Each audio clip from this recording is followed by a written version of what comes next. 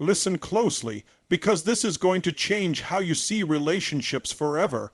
When someone with avoidant tendencies pulls away, your instinct might be to run after them, to prove your love, to fix things right now. But here's the truth: the more you chase, the more they retreat. Why? Because avoidants feel safest when they're in control of their own space. So how do you break this cycle? You don't do it by begging, convincing, or pressuring. You do it by rising, by shifting the energy from desperation to self-respect. Here's the breakthrough: avoidants come back only when they see that you don't need them, you choose them. That difference is magnetic. When you show strength, calm, and self-worth, you signal safety, and safety is what draws them back. It starts with you. Heal your own triggers, breathe through the urge to react, build your life so strong, so fulfilling, that you're not defined by whether they stay or go.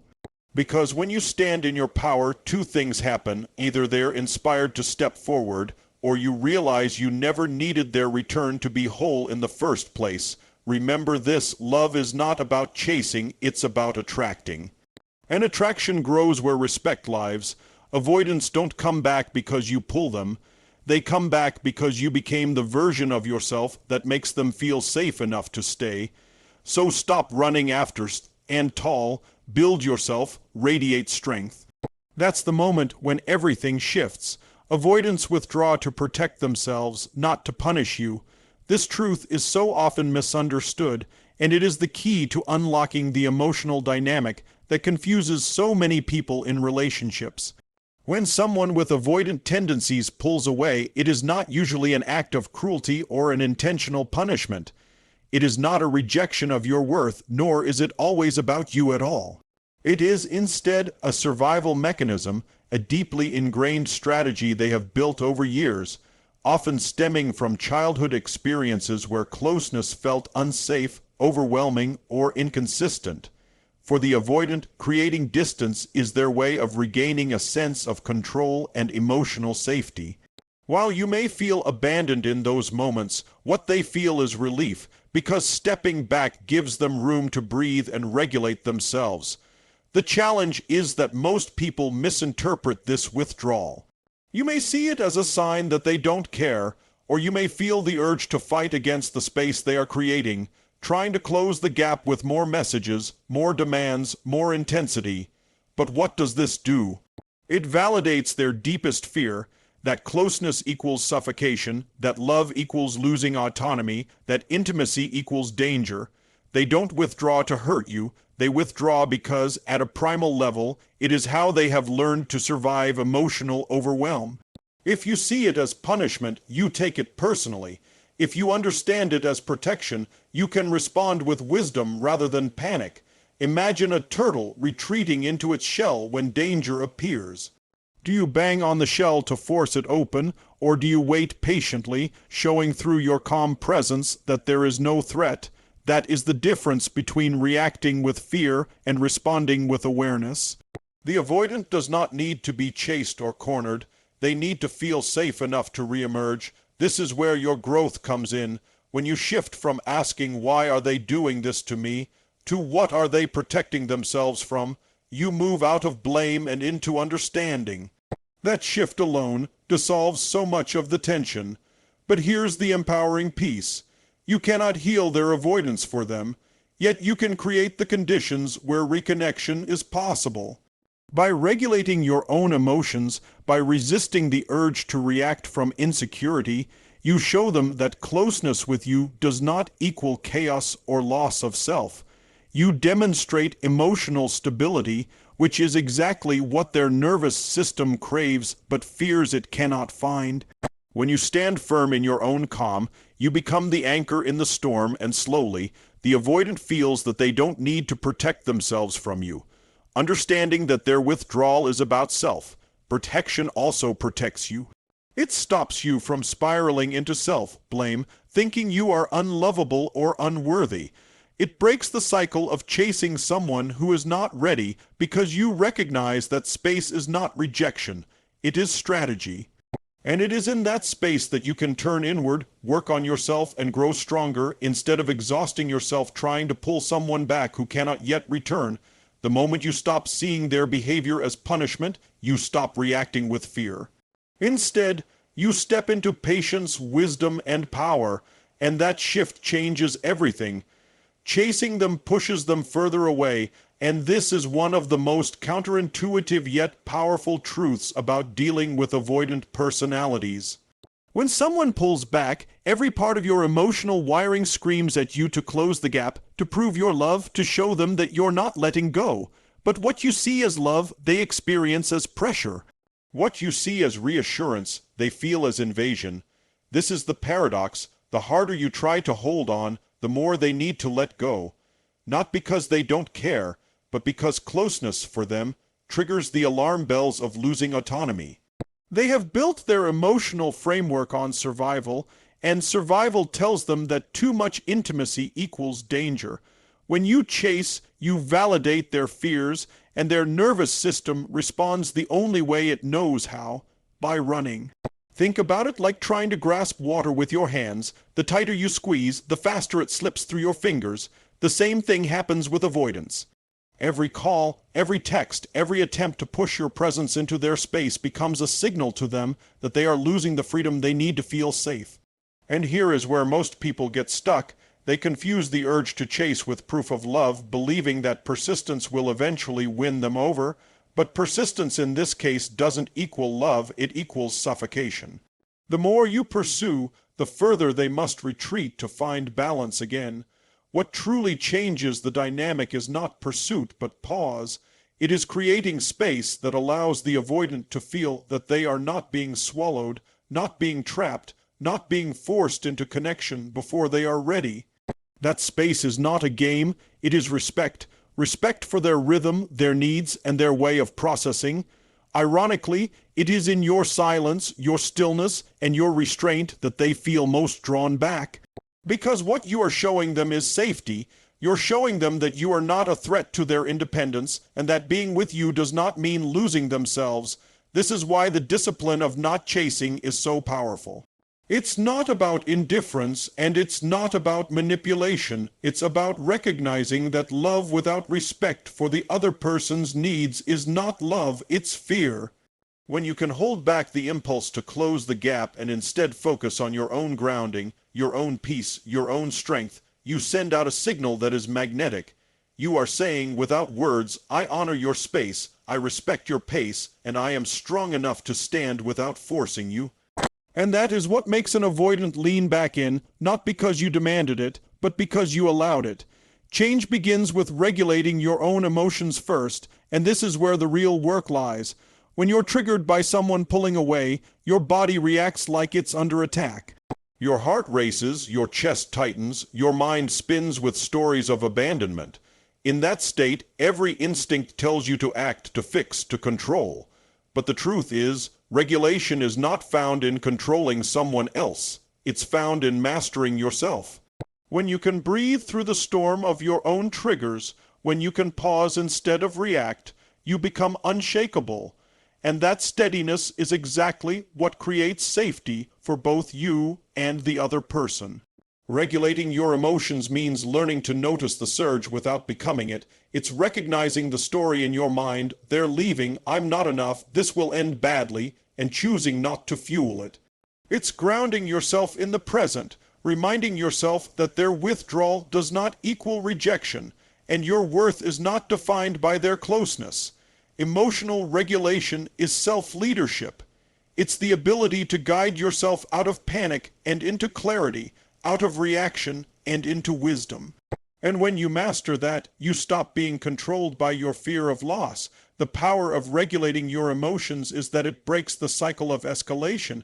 Instead of chasing when they pull away, you breathe. Instead of demanding reassurance, you find it within. Instead of clinging, you stand firm. This changes not only how they experience you, but how you experience yourself. You move from desperation to dignity, from fear to freedom. And here's the beautiful paradox. When you no longer need them to soothe your emotions, they feel safer coming closer because they no longer carry the burden of regulating you. They see strength in you, and that strength invites connection rather than repels it. In the end, regulation is the foundation of love that lasts, Because when you can manage your own inner world, you create a relationship that isn't about fear or control, but about choice. You no longer beg for closeness, you embody peace. And in that peace, both you and the avoidant find something worth returning to again and again. Safety, respect, and true connection. Self-respect and boundaries are the bridge to reconnection, and without them, every attempt at closeness collapses under the weight of neediness and fear. When you interact with someone who has avoidant tendencies, what makes them feel most unsafe is the idea of being consumed, controlled, or losing their sense of individuality. Boundaries are not walls to shut them out. They are doors that allow healthy connection to exist without suffocation. Self-respect is not pride or arrogance. It is the unshakable understanding that your value does not depend on someone else's behavior. When you combine the two, you create a space where both you and the avoidant can breathe, grow, and connect from a place of choice rather than pressure. Most people who struggle in these dynamics sacrifice their own self-respect for the hope of keeping the relationship alive. They say yes when they should say no. They allow disrespectful behavior to slide in the name of love. They abandon their needs to accommodate the other person's distance. But love without boundaries is not love. It is fear of loss disguised as devotion. Every time you betray your own needs to please someone else, you teach them that your respect is negotiable. And when respect is absent, attraction begins to die. Boundaries, however, send a powerful message. I value myself enough not to tolerate what diminishes me, and I value you enough not to force you. That balance is what builds real trust. Think about it. When you communicate what you will and will not accept, you create clarity. The avoidant no longer has to guess whether they're being suffocated, because you've already made it clear that you honor your own space as much as theirs. And that is deeply attractive. It tells them that closeness with you doesn't mean losing themselves, and that distance doesn't mean abandonment. Self-respect says, I don't chase, but I don't shrink either. I meet you where love can actually grow. Boundaries are the language of that self-respect, and together, they form the bridge that makes reconnection possible. Authentic confidence invites them back, not neediness. Confidence is not loudness or pretending to be strong when you're breaking inside. Authentic confidence is rooted in truth, in the deep knowing that you are enough whether someone stays or goes. Avoidants are hypersensitive to energy. They feel the vibration of neediness like an alarm bell, and it drives them further into retreat. Why? Because neediness communicates dependency, and dependency is exactly what they fear most. They fear that intimacy will drown them in responsibility for your happiness. But when you stand in authentic confidence, you radiate the opposite energy. You show them that you can share love without losing yourself, that you can connect without clinging, and that being with you is freedom, not a burden. Confidence is magnetic because it does not demand, it inspires. It's not about convincing them to come back, it's about living so fully in your own power that their natural instinct is to lean closer. When you know your worth, you stop trying to prove it. When you trust yourself, you stop begging for reassurance. And when you embody peace, you create an energy that feels safe, calming, and inviting. The avoidant returns not because you pushed, but because your strength feels like home. This is why the work is never about making them change. It's about making you rise. Because when you grow into authentic confidence, you shift the entire dynamic without saying a word. You no longer vibrate fear. You radiate certainty, and that energy is irresistible. It tells the avoidant, I choose you, but I don't need you to complete me. That is the invitation that brings them back closer than chasing ever could. Transformation in you creates attraction in them, and this is the final breakthrough. Relationships are mirrors. When you are consumed by fear, anxiety, or desperation, that energy reflects into the connection and the avoidant pulls away. But when you rise into strength, calm, and self-leadership, the mirror changes. They see you differently because you have become different. This is not about faking change to win them back. It's about genuinely growing into the version of yourself that no longer crumbles when someone withdraws. That transformation is magnetic because it represents safety, stability, and maturity. qualities that every avoidant longs for but rarely trusts they can find. The greatest irony is this: when you no longer need them to come back, that's when they're most likely to return. When you transform your patterns, when you release chasing, when you stand in boundaries, respect, and authentic confidence, you embody a love that feels free rather than threatening. Your growth dissolves their fears because your energy no longer pressures them. Transformation is not just for them, it is for you. And in becoming the highest version of yourself, you don't just attract them back, you attract a healthier love, whether it's with them or with someone who can finally meet you where you stand. Avoidants come back only when they see that you don't need them, you choose them, and this distinction is life, changing. Need creates pressure, while choice creates freedom. When you operate from need, every action carries the energy of desperation. You call not to connect, but to soothe your anxiety. You reach out not from love, but from fear of being left behind, and the avoidant feels it instantly. To them, need feels like a trap. It signals that if they return, they will be held responsible for your happiness, and that responsibility is the very thing they fear most. But when you shift into choice, the energy transforms. Choice says, I want you, but I am whole without you. Choice says, I see your value, but I know mine too. And that is what makes an avoidant curious enough to lean back in. The beauty of this principle is that it empowers you. Instead of waiting for them to validate you, you validate yourself. Instead of shrinking to keep them close, you expand into your own life, your own passions, your own growth. When you live in this energy, they no longer feel like you're clutching at them for survival. They feel invited, not demanded. They feel chosen, not obligated. And that difference is the magnetic pull that draws them closer. People want to feel wanted, not needed. They want to feel like they're part of your life, not the sole reason you can breathe. When you show that you are secure in yourself, that you are whole, you create the safety that tells the avoidant, being close to me is not a prison, it's a partnership. This is why you cannot fake the shift from need to choice. It has to come from real inner work, healing your own wounds, building your own life, and learning to regulate your own emotions. When you do that, the avoidant sees it and feels it without you saying a word. And suddenly, the fear that drove them away begins to dissolve. They no longer feel like they will lose themselves by being with you. Instead, they feel the freedom to return because your presence represents love, not obligation. Avoidants come back not when you beg, not when you prove, but when your energy shifts into strength and choice. It starts with you. Heal your own triggers. Every trigger you experience in a relationship is an invitation to look inward. When someone pulls away and you feel abandoned, it is not only their behavior, it is also the wound inside you that interprets their distance as rejection. Healing means facing those wounds instead of projecting them.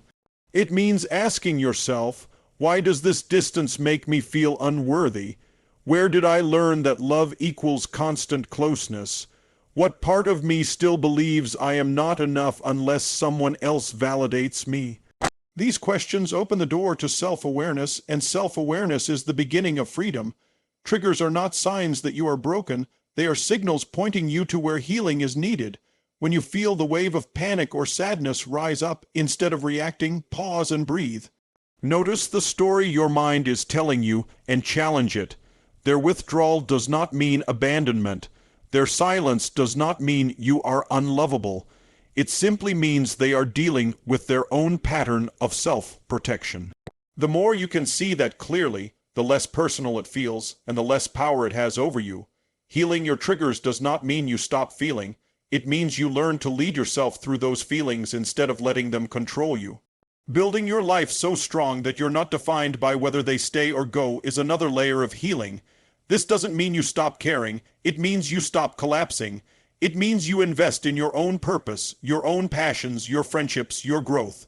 It means you create a life that is rich and meaningful with or without their presence.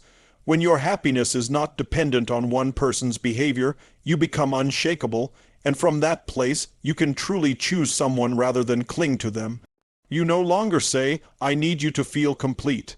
Instead, you say, I am complete, and I would love to share that with you.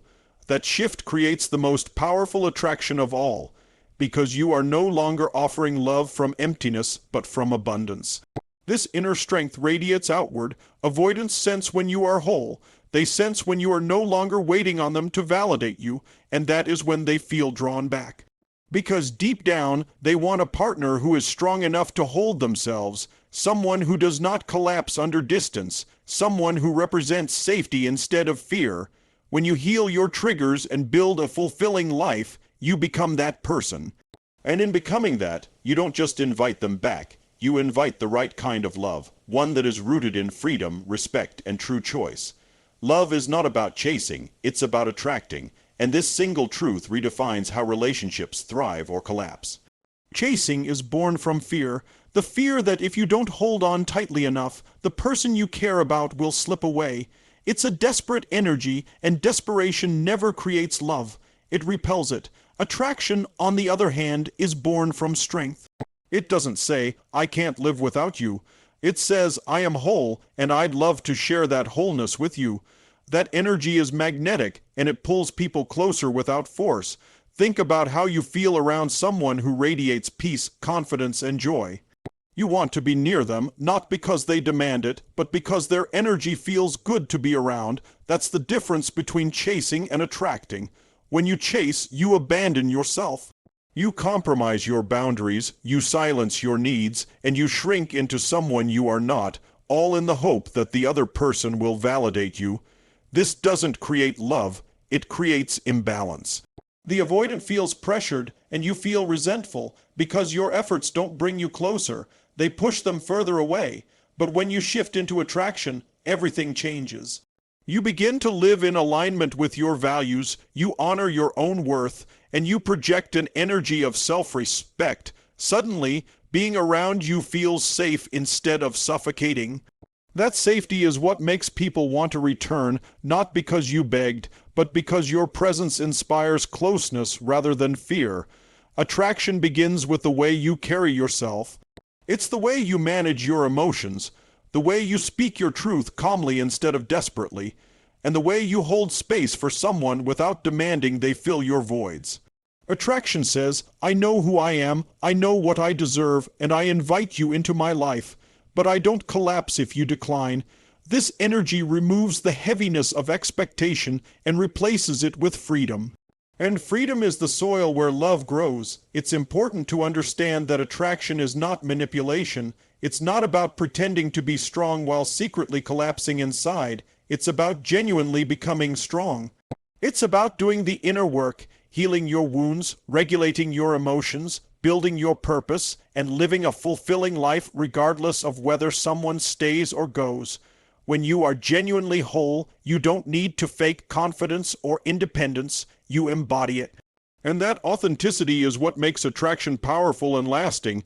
This principle also protects you. When you chase, you put your worth in someone else's hands, and that makes you powerless. When they withdraw, you panic.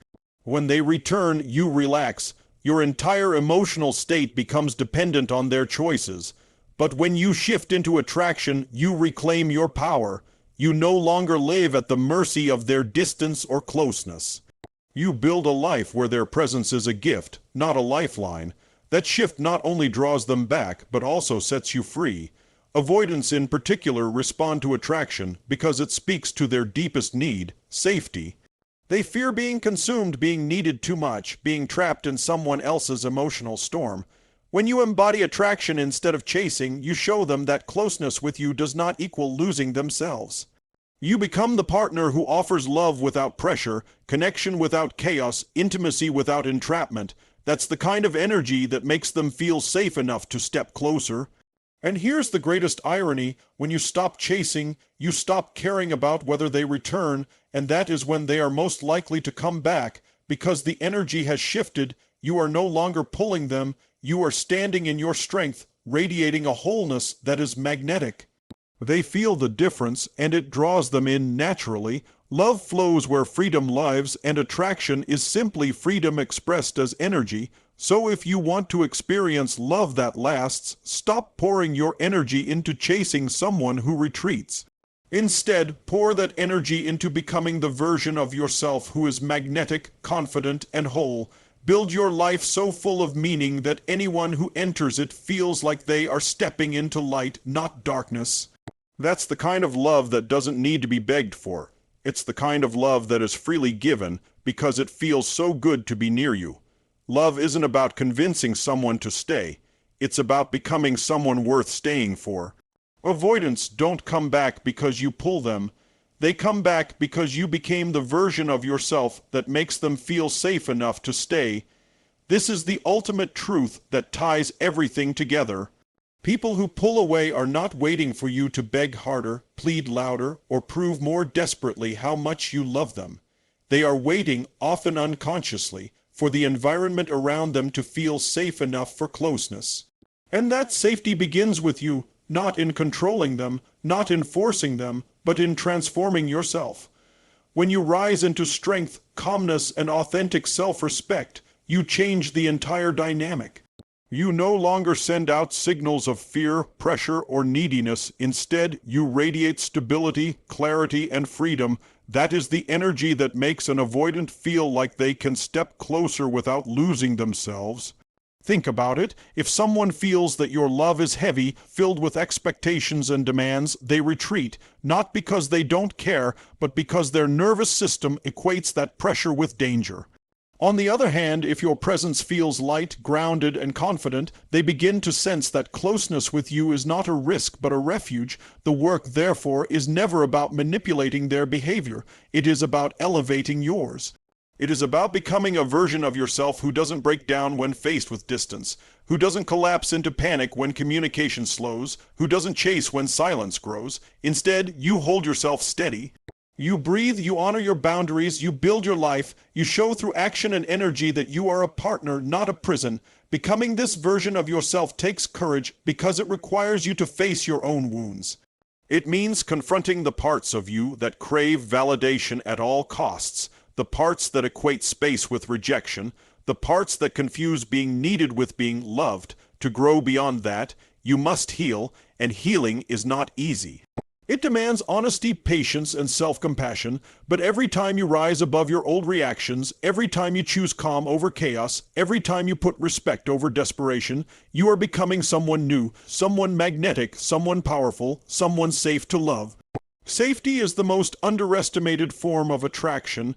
Many think love is about excitement, passion, or grand gestures, and while those things matter, nothing sustains connection more than safety. An avoidant will never trust a bond that feels like entrapment, but they will lean into a bond that feels like freedom. When you embody safety through your consistency, your calmness, your self-assurance, you create the very condition that invites them back. Not because you demanded it, but because your energy told them. You are free to be yourself here, and closeness does not cost you your independence. That is irresistible to someone who has spent their life fearing that intimacy equals suffocation. And here's the irony. The moment you stop trying to pull them is the moment you become most attractive, because then your love is no longer tainted by fear. It's no longer about controlling the outcome. It's no longer about needing them to prove your worth. It becomes pure, powerful, and free. That shift in you creates a ripple effect in them. They sense it, they feel it, and often without words they begin to return. Not because you pulled, but because you rose. But remember this, the transformation is not just about getting them back. It's about becoming the kind of person who no longer crumbles in relationships.